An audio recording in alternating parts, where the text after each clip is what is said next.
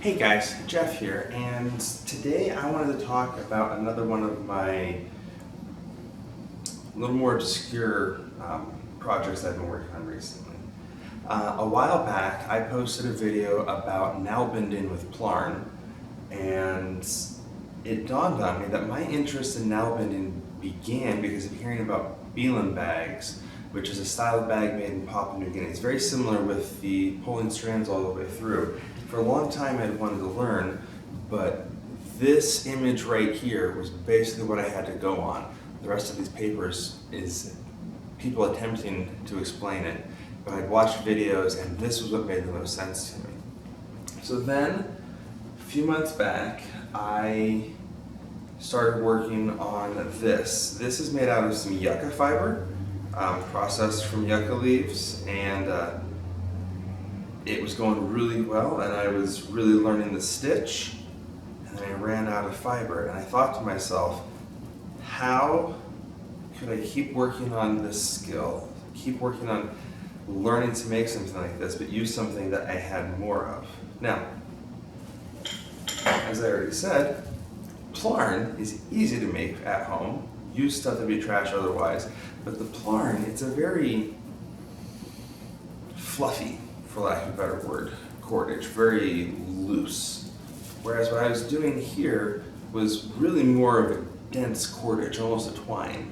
And I wondered, could I do something to turn this into something like that? Now, in another video, I also talked about hand spinning for the dog bane, and I've been spending a lot of time thinking about hand spinning lately, and I made this drop spindle. I believe it's pronounced a txoatile, T-X-O-A-T-I-L-E. It is a style specific to the Basque region, but I was playing with it and I wondered, what happens if I take my plarn and spin it on the drop spindle? So I did just that, and it doesn't take a whole lot of spin before the plarn, you can even see right in there how it transforms from this fluffy part to a more dense part. And I found, if I kind of rub my fingers over it to kind of warm it up a bit, that it stays twisted up pretty nice. Now, one of the reasons that I like this spindle is I can load up what I want down here as I make it and continue on. But when I'm done, I already have a ball on here because this post can actually slide out and I can slide the yarn right off. So that led to this. This is my bilum attempt.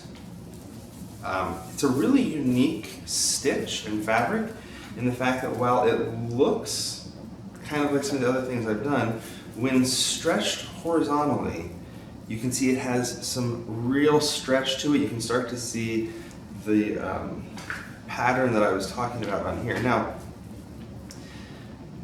one of the things that I always noticed in the videos of people from Papua New Guinea making these was that they used, here I have some small pieces, they used strapping to help as a gauge to make their stitches more consistent. I really struggled with how the strapping worked in this. When I was working with the yucca bag, I just followed this. I eyeballed it and I was pretty happy with it. But for the plarn, I really wanted to do it properly. And what I realized is that you have to start, let's get to the correct kind of reference there. You have to start the first couple stitches and then you can slide the plastic in. So for me, I made it so that way these stitches that go from the bottom and they kind of cross over that way and come up, I made those in the front, and these that cross the other diagonal are in the back. And then, once I figured that out, it made it a lot easier to make sense of the stitch in reference to the strapping.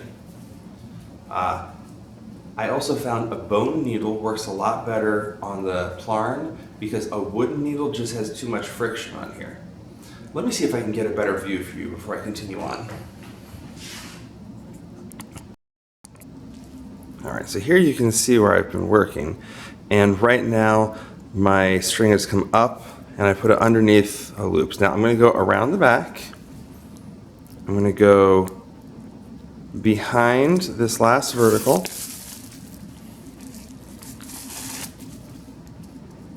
Now with these shorter straps right now, because I'm trying to make the shoulder strap for it, things sometimes get caught up. But I go around that, kind of snug it up. Now I'm going to grab a stitch from the last row and then I'm going to grab on the back side of the strapping, try to grab just that last stitch.